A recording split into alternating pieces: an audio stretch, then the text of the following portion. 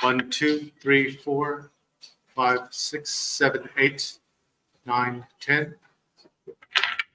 What does that know with that?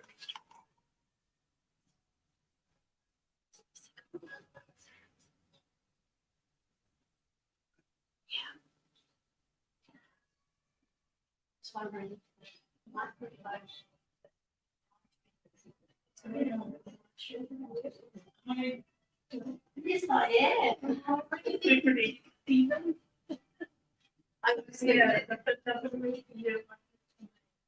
Shall I take it down a little bit? Richard?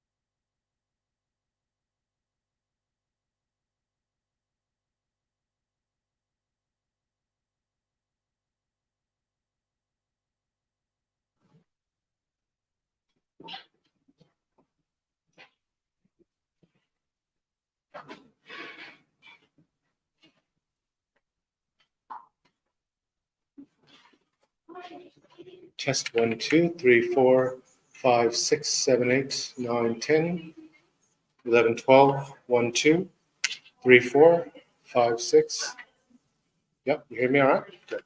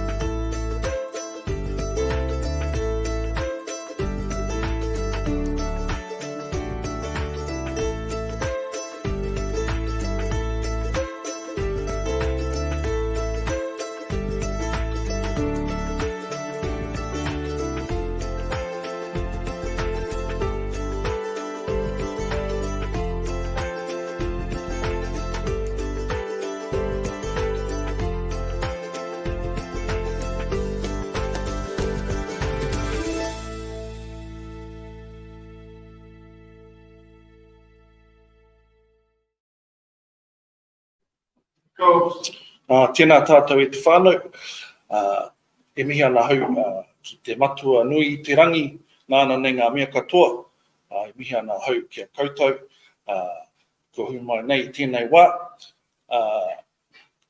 E te rangatira, e te manuhiri tuarangi, Anjum, nau mai, haere mai ki te papaoia, nau mai, haere mai ki te rohe o rangitāne, tini whitu ki te rangi, ko rangitāne ki te whenua. Ka mihi kia kaupapa, kua kārangahia nei. Nō reira, tēnā tātou, tēnā tātou katoa. Me inoi tātou, he honore, he korori ki te atua, he maunga rongo ki te whenua, he whakaro pai ki ngā tāngata katoa. Hangai te atu ngā koe hau ki roto ki tēnā o mātou whakatongi to wairua tapu. Hei a whena, hei tuitua mātou, hei a pohoki ngā mahi mo tēnei rā. Welcome everybody to this hui today, to this amazing presentation by Anjum. I'm going to introduce Professor Mohan Datta from the Care Centre at Massey, who will introduce our distinguished guest today. Kia ora koutou.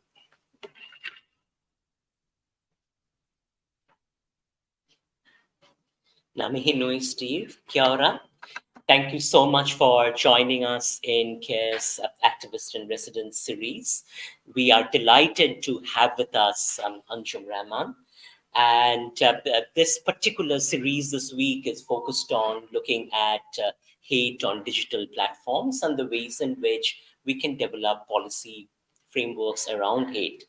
Anjum doesn't need an introduction. I will nevertheless just provide a very short introduction to introduce you, Anjum. Anjum was a founding member of the New Zealand Islamic Women's Council when it was established in 1990s and served as its first secretary. She was also a founding member of Hamilton Ethnic Women's Centre, commonly known as Shama, and has served as a trustee on its board since 2002. She was a spokesperson for the Muslim community following the Christchurch mosque shootings. And in media interviews following the attacks, she voiced frustration at the failure of the New Zealand Security Intelligence Service to take concerns about violence toward the Muslim community, particularly Islamophobia and the rise of the alt-right in Aotearoa seriously. In response to the attacks, Rahman established the inclusive Aotearoa collective, the Hono, to combat discrimination, prejudice, and racism. She made submissions and presentations to a parliamentary select committee on behalf of the Islamic Women's Council in support of gun law changes, saying that the tightening of these laws would prevent violence towards vulnerable communities. Since 2017, Rahman and the Inclusive Aotearoa Collective have advocated for a national strategy for inclusion and anti-discrimination. It's a pleasure to have you with us, Anjum. Welcome.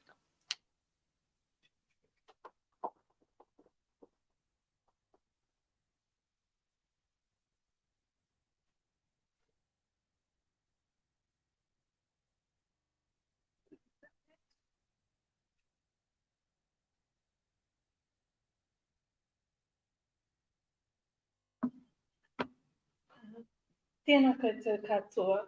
He uri tēnei no inia, ko Palmerston rawa, ko Anjum Rahman o kuko mātua. Ko kirikiri roa toku whatumanoa, ko waikato te awa e mahia nei aku maharahara, kei kirikiri roa ahau e noho ana inaine, ko Anjum Rahman tuku ingoa. Ko tēnei takamihi ki ngā tangata whenua o te rohe nei, ka mihi hoki o ki ngā tohu o te rohe nei. Nō reira, tēnā koutou katoa. Thank you, Mohan, for that lovely introduction and for inviting me to be the activist in residence. It's been a real pleasure to be here this week. I got a lot of material here on the slide, so I will just jump into it. Normally we do begin with our whakatauki, but because our friend has opened us with the karakia today, I'll just leave that there. This whakatauki is on our website and it was written for our organisation by Matua Tom Roa from the University of Waikato. Really? Yes. You Māori are all related, I tell you. You paka crosses everywhere. So let's start with definitions. I've put a few definitions there of Islamophobia. The middle one is a particular homage to my mother, who would always start her essays with an Oxford Dictionary definition of the words that she was using, or the key words of the essay. But I wanted to put these definitions up. And by the way, I have asked Mohan to put my slides up on the Key website, because I've put a lot of links in here so that you can go back to the source material for most of what I say, to have a look at it for yourself. But when we're talking about Islamophobia, the words fear, hostility, prejudice, hatred come up. And it is beyond just interpersonal, right? Prejudice. This is about, as you can see in that first definition, social and political discrimination, or Muslims as a political force. Similarly, it transcends at the bottom one. It transcends into structural and cultural racism, which targets the symbols.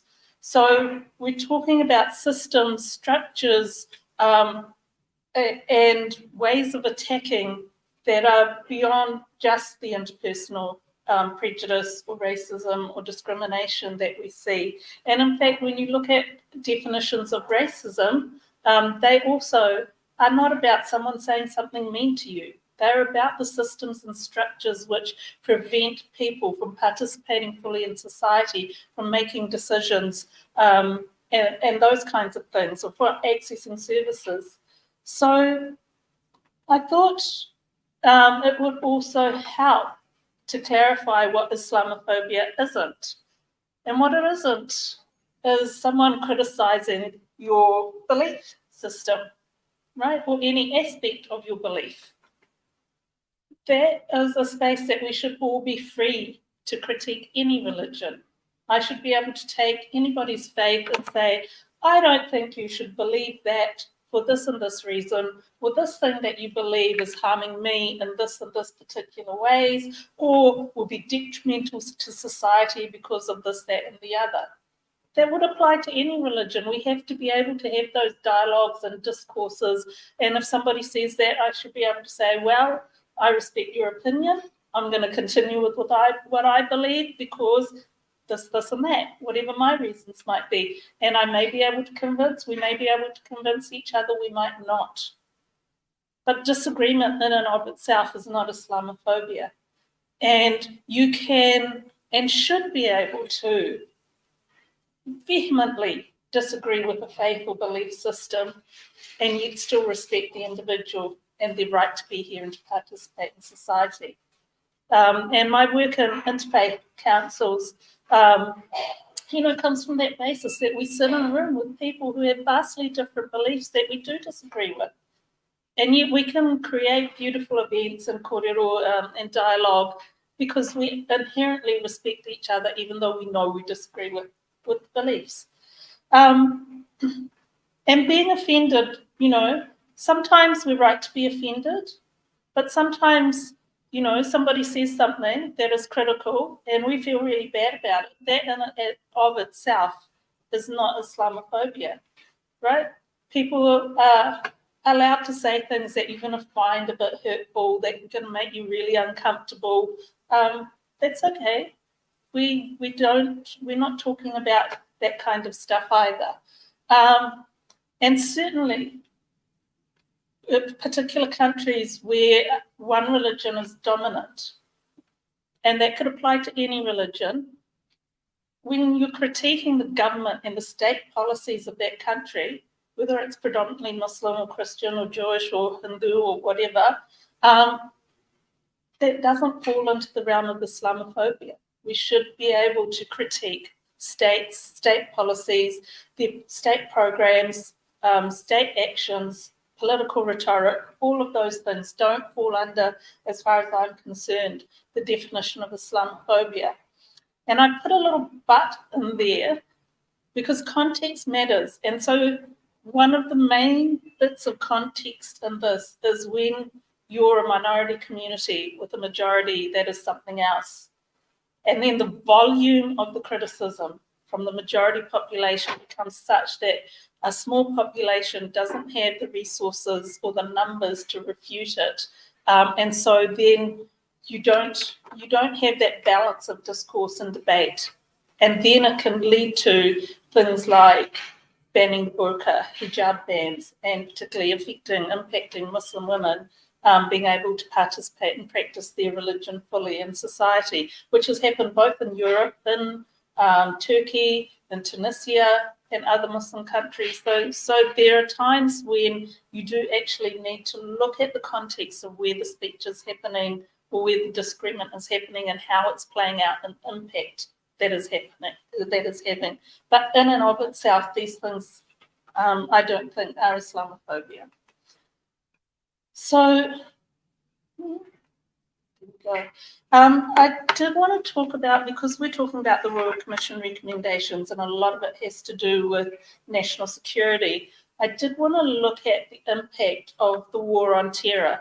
So these are some key dates, and I put in the fact that the Cold War ended officially on that date, because the Cold War was responsible for a lot of spending on the military-industrial complex. And with the end of that Cold War, during the 1990s, there was a significant decrease in defence and military expenditure. And then with the attacks, the tragic attacks on the World Trade Center and the Pentagon, we had President Bush announce a war on terror, and then Defence Secretary Donald Rumsfeld announcing Operation Enduring Freedom. That led to, and they were indicating that this was a war that would never end, right? Which gave them license to carry out whatever military activities in the name of defending their own country after this attack. And so, the War on Terror began with the invasion and occupation of Afghanistan, and it continued with the illegal invasion and occupation of Iraq. And I call that illegal because at least Afghanistan had UN sanction, UN mandate. There was agreement from the Security Council and so on. The invasion of Iraq had no such mandate, and it was just a group of countries that decided to do that. And that invasion was based on false premises. So we know that there was no weapons of mass destruction found, and we know very well, at the time it was well known that Iraq had nothing to do with Al-Qaeda and were actually against them. So it was an illegal war on false pretenses. And that cost of the War on Terror, that $8 trillion is just the US government costs of military spending, supporting veterans and so on. That does not include any of the costs in Afghanistan or Iraq or Syria or other places in other countries. I mean, if we could do an assessment and add in those costs, God knows what that figure would be. And that's 900,000 lives lost across the War on Terror. But we also know that it gave rise to ISIS and other sort of extremism because of the collapse of infrastructure in Iraq and Syria, and so on. So, yeah.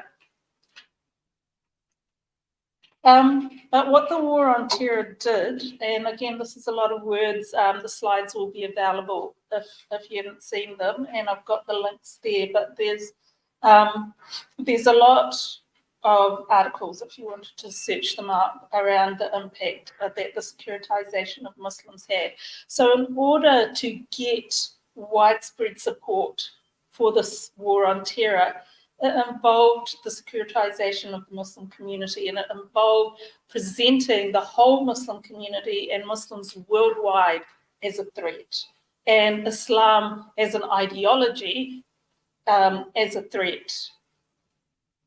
And so that then led to, so what we know in America, there are some estimates around 80,000 single men that were impacted. I remember talking to American Muslims who said that their young men just sort of disappeared, whether they were deported back to their country, or whether they were in prisons or whatever. They didn't know what happened to them. These people just disappeared, as well as securitization of mosques, trying to find terror cells, which they didn't generally find, and real intrusion through the Patriot Act and other mechanisms. And then this writer at the bottom looks at the impacts in Canada, but the impacts were felt for Muslim communities across the world.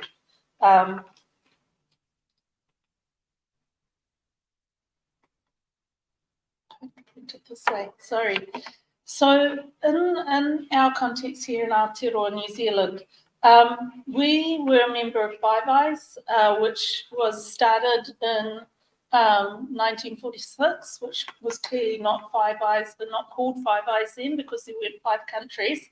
So we joined in 1956. And so what this is an intelligence gathering and sharing agreement. And so you can see that everybody had an area of the world that they were gathering intelligence on, and Aotearoa New Zealand was gathering intelligence from the South Pacific and Southeast Asia and passing this intelligence on to those security partners. And why is this important? Is because our national security system relied on intelligence from Five Eyes, because we're a small country and we didn't have the technology and the security apparatus to be able to find a whole lot of things. So we relied on intelligence from those countries, and they almost solely focused on Islamist terrorism. They were not and refused to look at white supremacist terrorism or other forms of terrorism, which really impacted here. And the Royal Commission of Inquiry that looked at all of this in the security system in their report also said, that there was an undue concentration of resources, and they gave an example also that 11 March 2019, there were 25 investigations, 32 subjects, all were under investigation due to their assessed affiliation with Islamic extremism. Therefore, at that time, 4 days before the Christchurch mosque attacks, they had no ongoing investigation of white supremacists in this country. So they weren't even looking. The question of whether or not they would have found the Christchurch terrorists, they weren't even looking.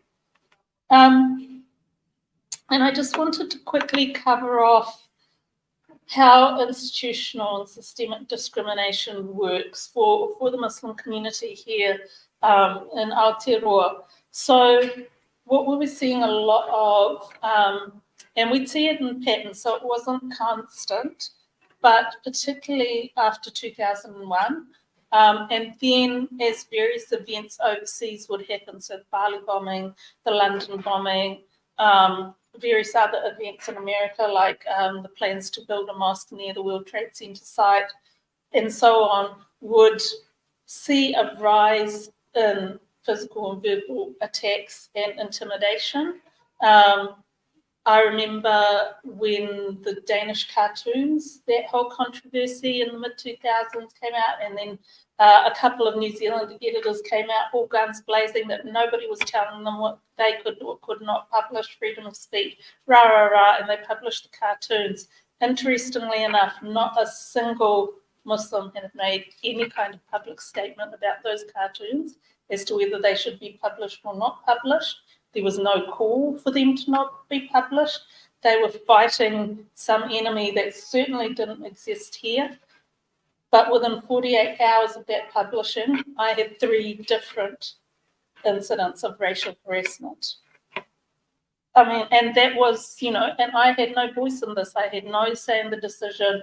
I hadn't objected to the cartoons. I hadn't done anything. I was at that time just a member of the public. And that was the impact on me. We've had Muslim women talk about being stalked and followed when they go to do their shopping. Muslim women in supermarkets, they turn to the shelves and turn back to their trolley to find messages of hate there, being yelled at, having scarves pulled, all kinds of intimidation, and now there's the online impact aspect of that as well as the real life. And then a whole lot of stories around discrimination in education, our kids going to school and being asked by teachers to explain a racist attack overseas, our young women being dissuaded from studying particular subjects, and being treated as if, they're not intelligent enough or what to do those subjects. I have heaps of stories in health. I can do a 1-hour lecture around discrimination in health, housing, any number of people talking on the phone, the house is available, turn up, sorry, it's let. And employment is the worst, like awful stories of discrimination in employment. Just to balance that a little bit, there are also lots of lovely and wonderful people in Aotearoa. So while all of this is happening, there have been and are always amazing, beautiful, welcoming people. And when you ask, and I remember being at a camp for maybe 8 or 9 years ago, and we asked Muslim women there what they loved most about Aotearoa, New Zealand, it was consistently the people. We love the people here. So that feeling is also there. But this is happening, and it was particularly happening in 2014-15 with the rise of ISIS.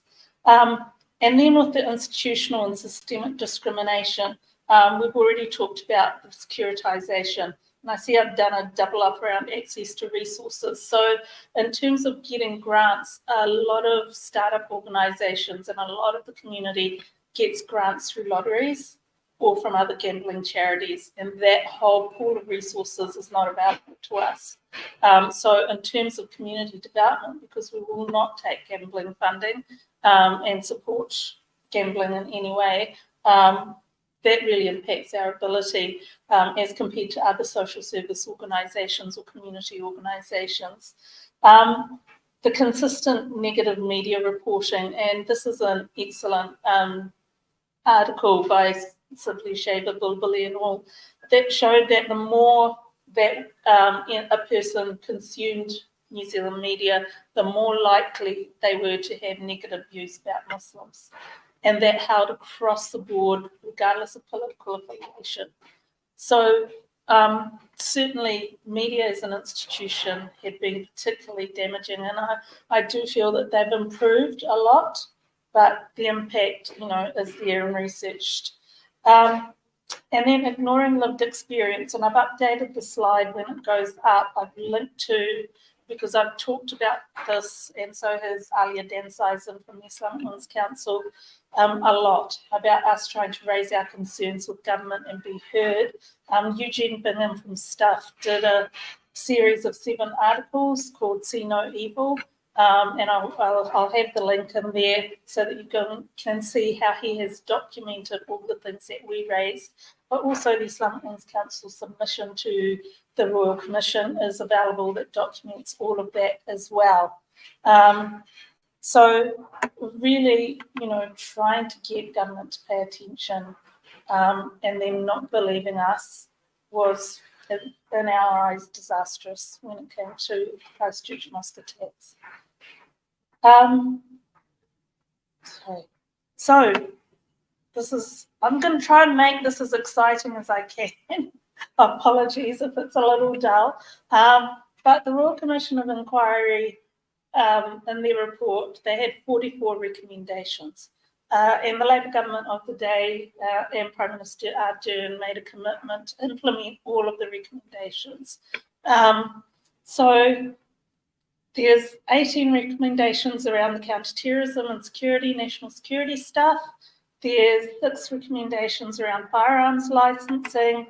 There's 3 recommendations around supporting those directly impacted by the attacks, who were in the mosques at the time or lost family members. And then 15 recommendations around improving social cohesion, and 2 recommendations around how to implement all the other recommendations.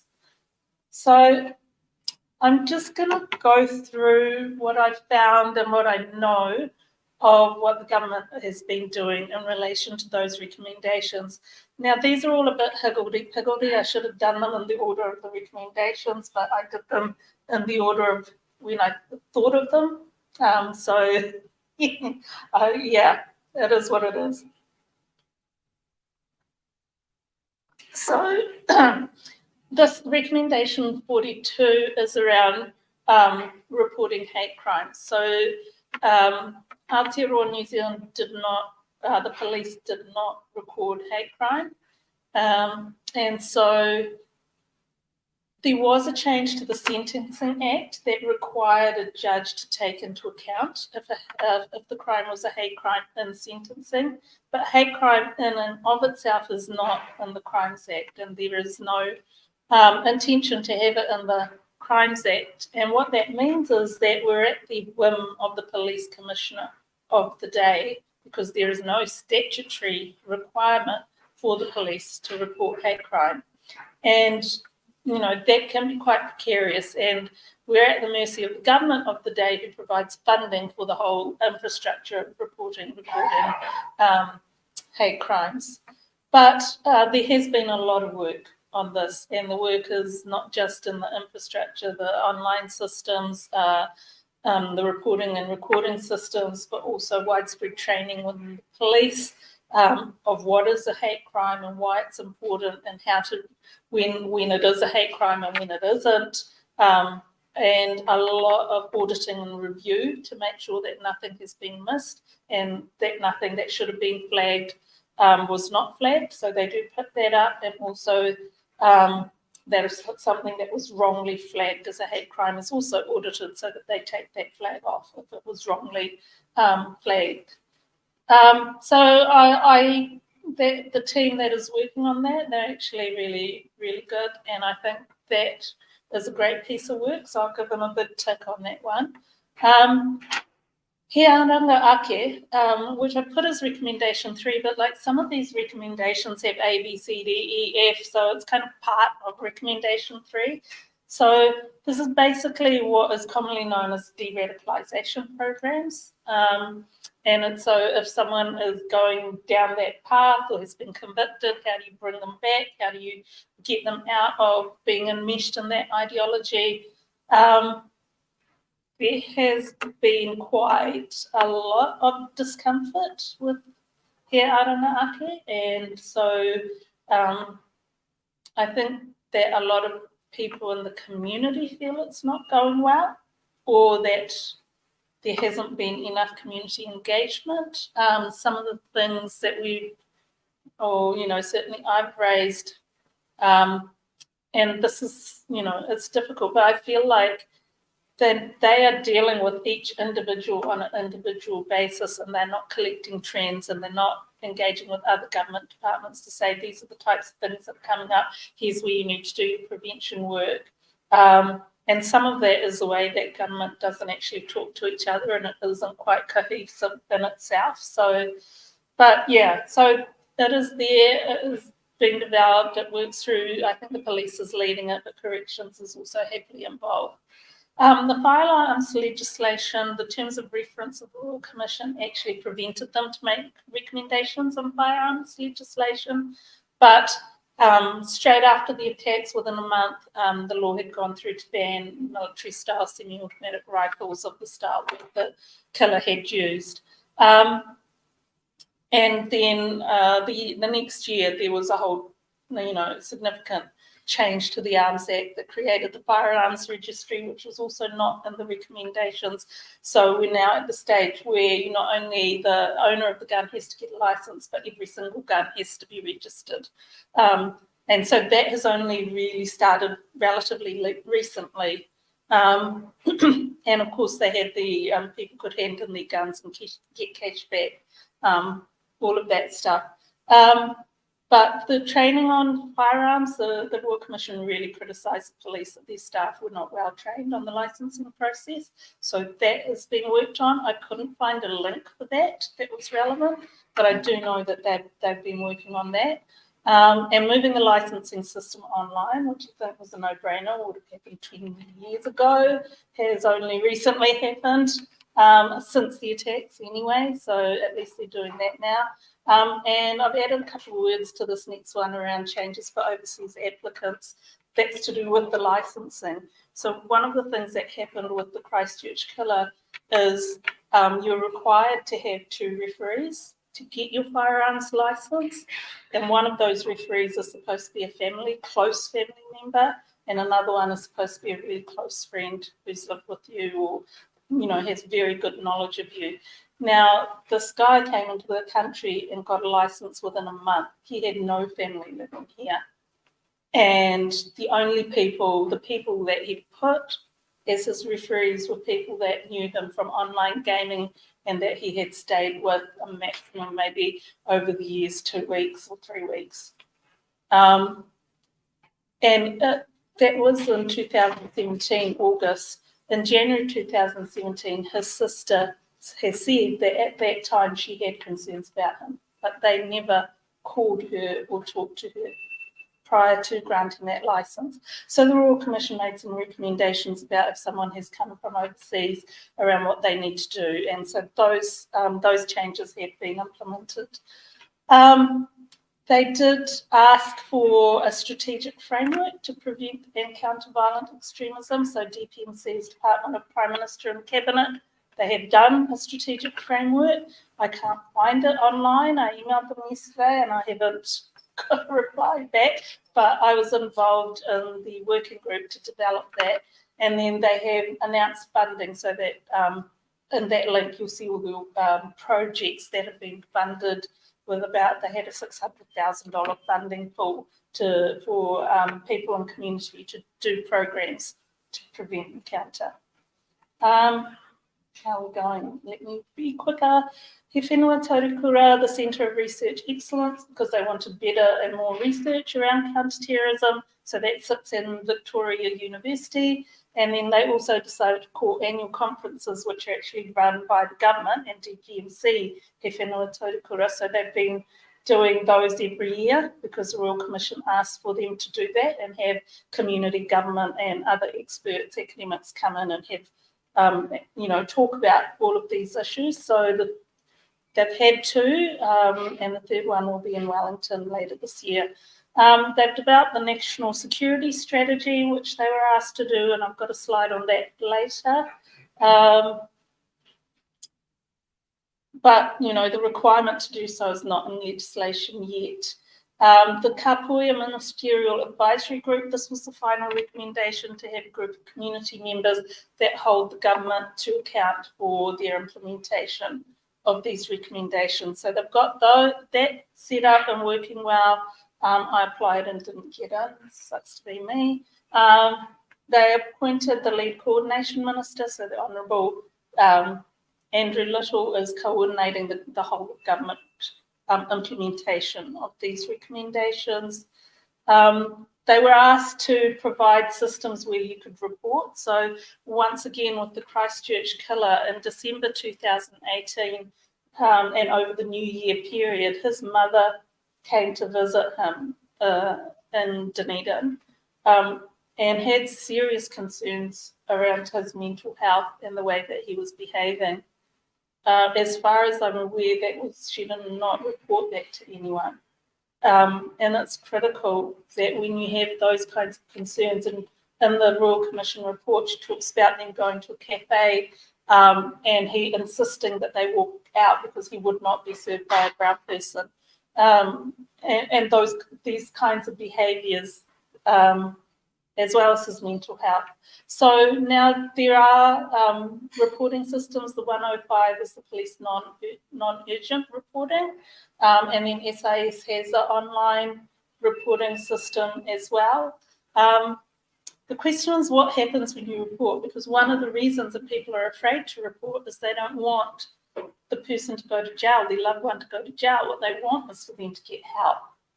And so what I'm not sure of, because I haven't had time to look around or ask people, is what happens once you report someone for national security issues. The SIS were asked to publish a document so people would know what to look for. So they have done that. They launched that at the last year's He Whenua Taurikura conference. One of the things that we're really concerned about is false reporting and racist reporting. And it's, you know, we've always said it's much more likely that Māori, Pacifica, Muslim communities, other people of colour will be reported. And the evidence of that is if you look at overseas, and particularly in the United States, where a black person can just go to the gym and have the police called just for existing in a space. And there are multiple similar incidences of things like that. They did do some amendments to counterterrorism legislation, but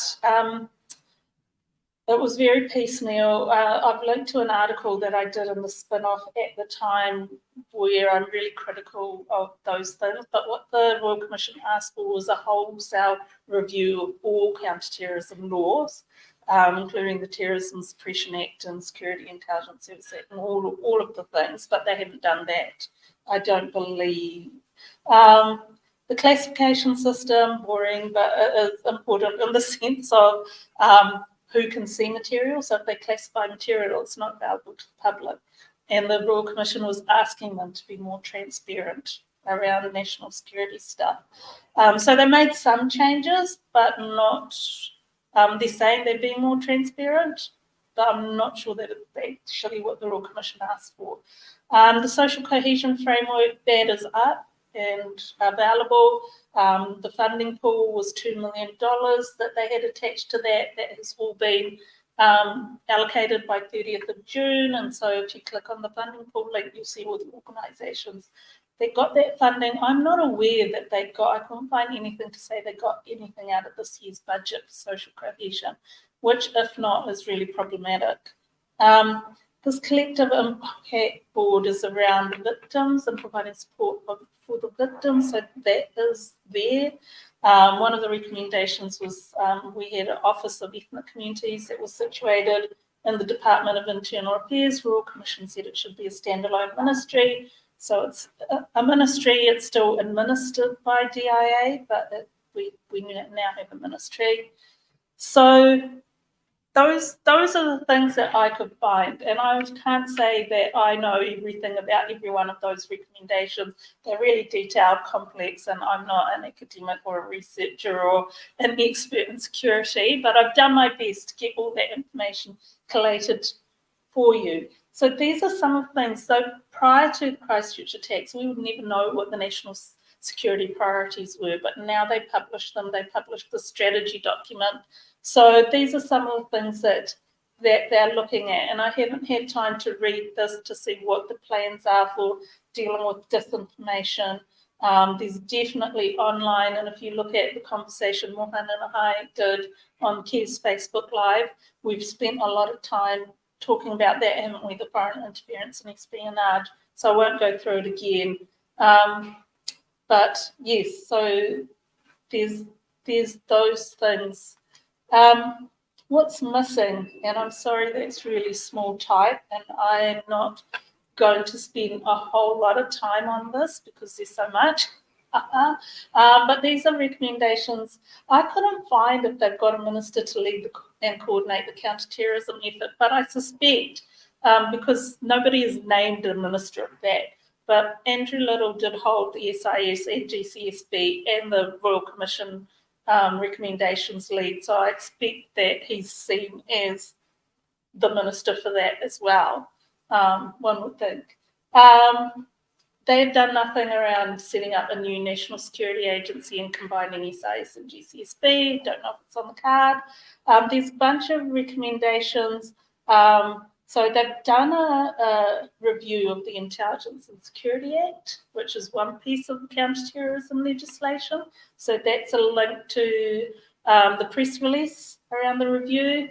And then the second link there is to the Cabinet Minute that shows what that review was supposed to cover, and it's those 4 recommendations.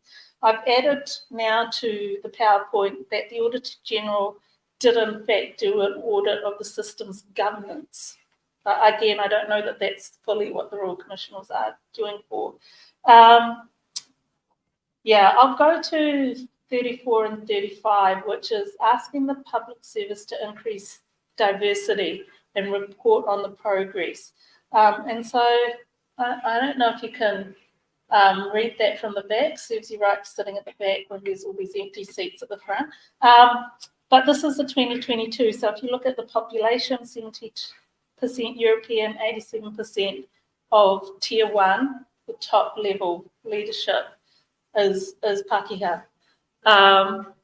And actually that's a 2% decrease from 2021. So if you go to that page, and I've got the source linked down at the bottom there, it was like 89.2 the year before.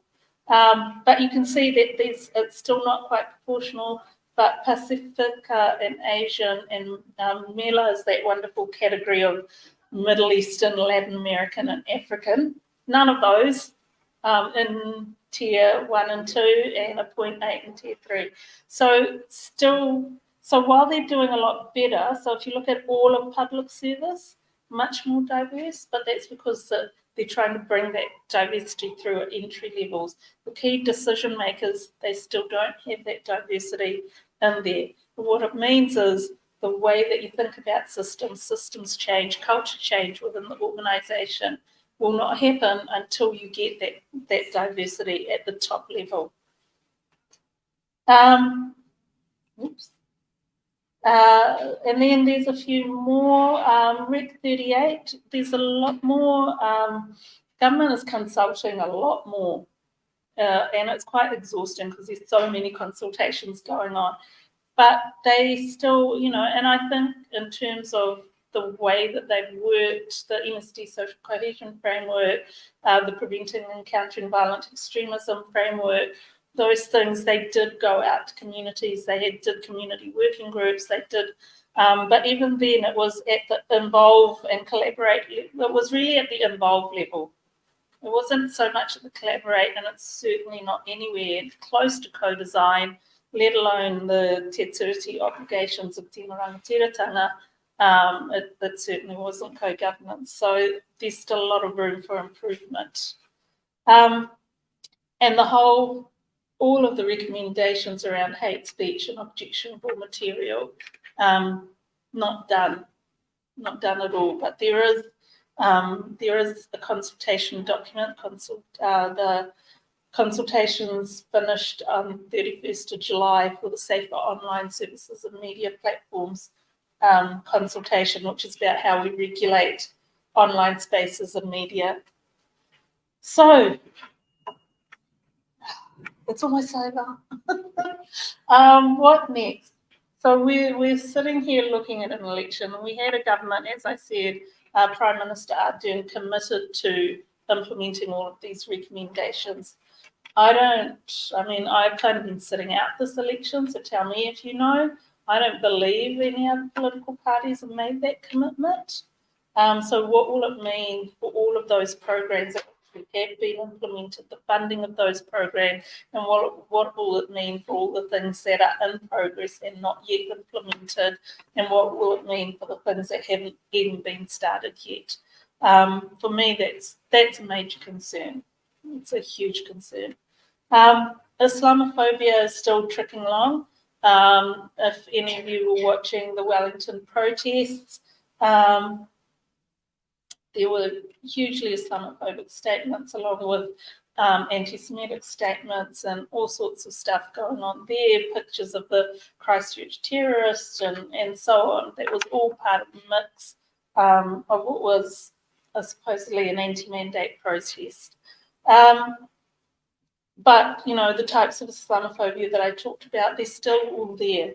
I've talked about the regulation of media and online platforms. Ministry of Justice has been working on a national action plan against racism. They went through a whole series of community engagements last year. I was facilitating some of those. They're not going to report until after the election, and the election will impact how they report. And again, one of my significant fears, given that no government across the political spectrum has the appetite to actually tackle those systemic racism issues. And what we're seeing from overseas with white supremacist groups that particularly when you look at the US, any mention of critical race theory and suddenly it's the worst thing in the world, let alone changes to systems and designs and the way we do things. So a bit worried about how that will end up, whether it will go anywhere, because people really poured their hearts out in each of those small group discussions. There were tears, and the stories and the trauma was actually quite horrendous, and it absolutely frustrates me if nothing is done with that. I've talked about the social cohesion funding and why there isn't more, the whole disinformation space. So we saw the whole QAnon conspiracy thing rise up with COVID, the anti-vax disinformation, and there's a whole lot of stuff happening there that needs to be addressed. Artificial intelligence, your generative AI, so if any of you have heard of ChatGPT, those kinds of things. And then extended reality, so that includes things like those kind of Google phones that, you know, pop up things and glasses, to virtual reality and those kinds of things, and the level of violence that is and can happen in virtual reality spaces, and the brain processes it as if it was real violence. We're not even beginning to address any of that yet. Although the National Security Strategy, which talked about emerging technology, will hopefully do something about it. And the other thing we saw at the Wellington process is all these groups that should literally be very opposed to each other becoming aligned. So you saw white supremacists and Maori and Pacifica groups and so on aligning, and it's like, but why? Why would you do that when you know these people have key ideology that excludes you? But that was happening. And finally, for us at Inclusive Aotearoa, we work on a community-based approach of how can we strengthen and connect communities and build community networks, because for me, regardless of all the recommendations and all the things that government is doing, unless we activate communities, none of it will work. That is my firm belief. Good. Gone a little bit over, but that is us. That's me. So I am now happy to take any questions about any of that stuff. And I'm pleased that you are all still awake. Thank you. Thank you so much.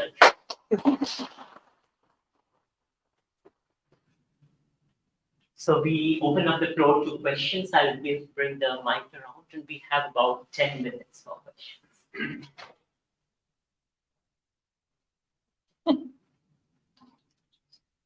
I explained it all perfectly well.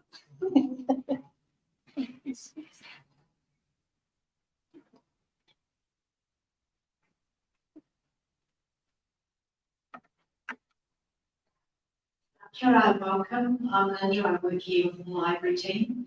So from your perspective, what could libraries do in this space? We're all about connecting people to information, and we're about connecting people to each other, and hopefully leaning more into a space of being more 1030 led, and also representing and encouraging diversity across our spaces and places across New Zealand. What do you think that we should be leaning into as we set our strategies moving forward in the next 5 to 10 years? Yeah, so that sounds really wonderful. So more of that, but also I think looking at accessibility, so finding who is coming to the library and who's not coming and why they're not coming. I think, you know, what we saw in COVID of the, you know, power of libraries was when everyone was in lockdown. The kids from the poorer socioeconomic areas who relied on libraries with Wi-Fi could not connect with their friends, couldn't be on Facebook, old people on Facebook, whatever they're on TikTok or Snapchat or whatever, Instagram. Whereas the ones that are more socioeconomically secure were well connected with their friends. And so what that meant for the well-being of those kids that couldn't connect was huge. And so that immediately, you know, brings to mind the importance of having, you know, as I walked in, saw all those computers down there, and having that accessibility is critical. One program that we tried within the Waikato that never went anywhere was the human books. I don't know if you've tried that and whether it would work, but basically what it means is people can come in and take out human book, which is the benefit is a 20-minute conversation with you about someone's life story. You can ask questions, it builds better understanding of different experiences. So things like that are really good. And I guess one of the problems is always, how do you reach the people that need to hear this stuff, and how do you get to people at the margins? And how do you get them to see material that is a different experience of their normal experience, right? So often when you look at bookshops that do top 10 bestseller lists, they're all white authors, right? So what are the books that you're putting in front of people and making visible, or other material? You have videos, movies, and other things available to read. You have news, all the newspapers there. What have you got of, newspapers from Africa, South America, Middle East, Asia? Because one thing that really helps from our experience is the power of stories, pūrākau, and personal experiences. And then when you can see and put yourself in front of someone's story that you haven't experienced, that's when you start breaking down the stereotype. Because I can tell you about 900,000 lives, but if you store the story of one life, you'd be worth more than that statistic.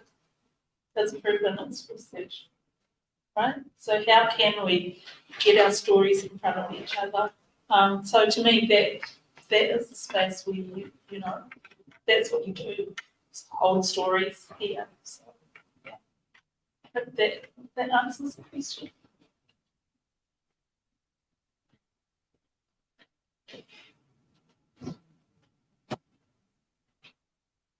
Hello, I go to a Christian local church, and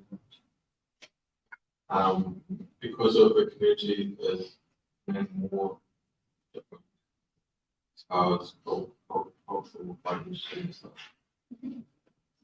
But I noticed some of the white people kind of welcoming, but kind of almost forced friendliness together. And I was just wondering, I've looked into like the novelty of great of some people wearing the veil and blah blah blah. They look different to us. Is the natural beliefs gonna come back, like what people really believe is gonna stay there? And even though there's kind of novelty, this is great, we'll look at that. But well, the underlying, even people in politics, they say one thing, but then they don't really mean it, kind of thing. Yeah. So I'm just concerned that this whole welcoming effect by these white people is genuine, and where is it leading into the future for New Zealand? Yeah. I mean, it's interesting because there's really no system that inherently teaches us to hate each other. And so, like, even with for example, for family violence messaging, like, every faith has messaging that you can connect to people within their own faith and belief system to show that family violence is wrong, is not supported by your beliefs.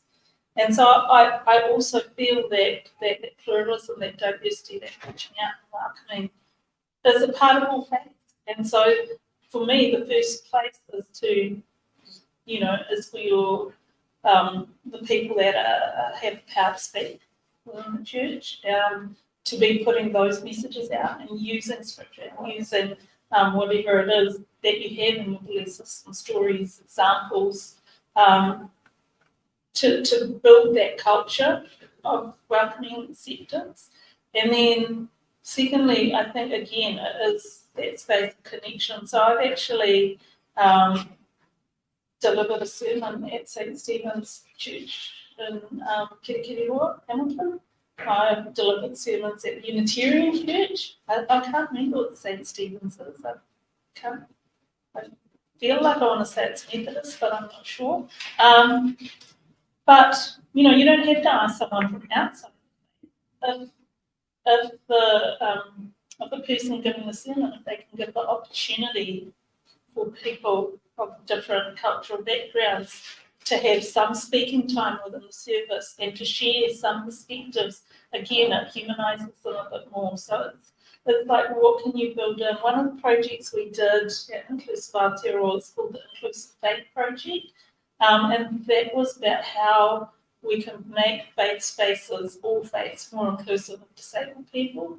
And it wasn't just about, you know, space for the wheelchair or making sure blind people were able to access, you know, PowerPoints or other visuals that were used and so on.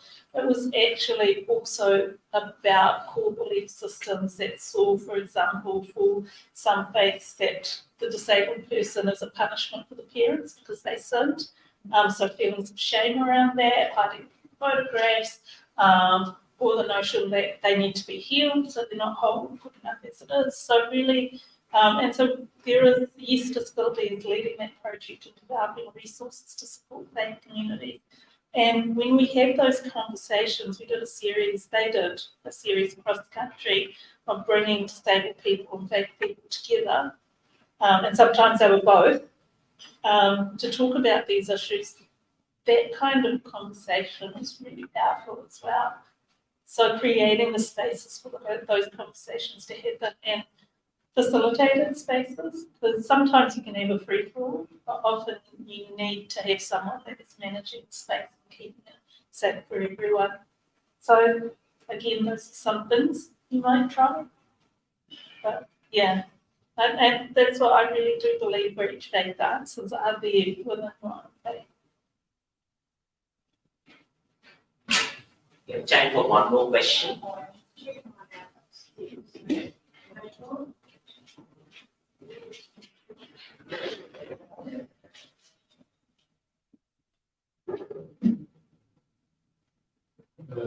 Hello, my name is Vakar, and I'm an international relations student. So my question is because of my background in security studies and international relations. What would you prescribe for the public policy that the people are actually in the power position and the government plans? What can they do? Because most of the stuff we talked about is about the narratives. The narratives which are shaping Islamophobia.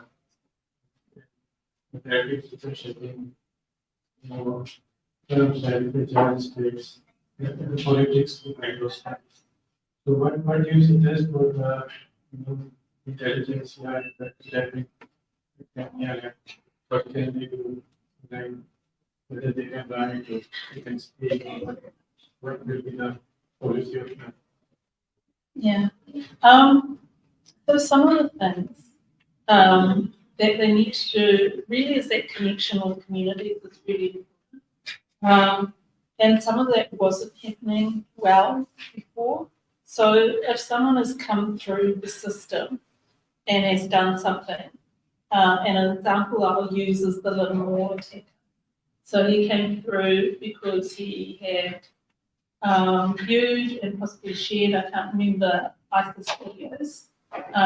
And so he was charged and he was on remand for, you know, a long time, like a year and a half, 2 years. And then when that period was over, he was charged with possession of objectionable material and so on.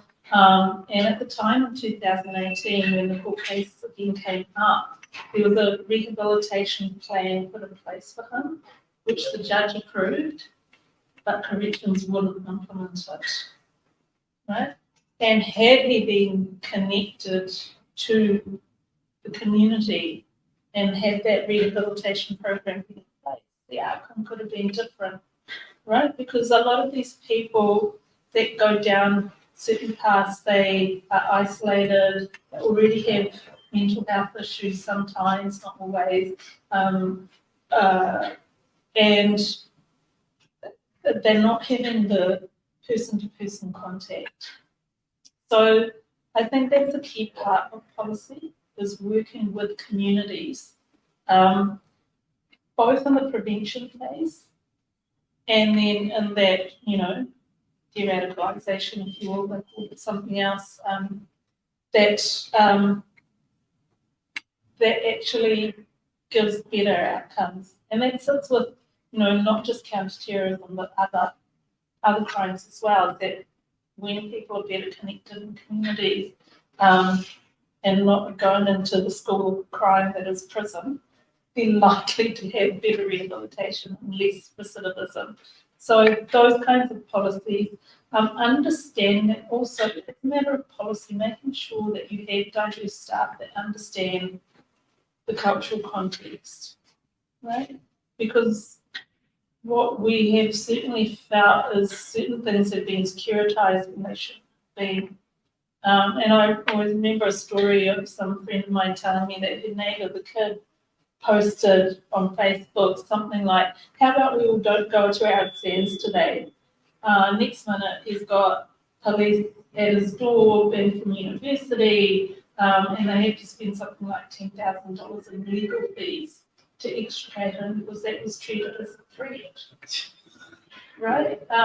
And so then, as a matter of policy, how do you understand people understand the actual level of the threat, and not have that really discriminatory view that was and has been prevalent with national security. So I think all of those things, tie together. Damini, thank you so much, Anjum, for joining us and having this Correro with us. We want to thank the libraries for supporting this program. This is supported by Massey University and Massey Business Schools. Thanks to Massey. And most importantly, thanks to you, our audience, for joining, and to you, Anjum, for having this conversation. Let's give a big round of applause.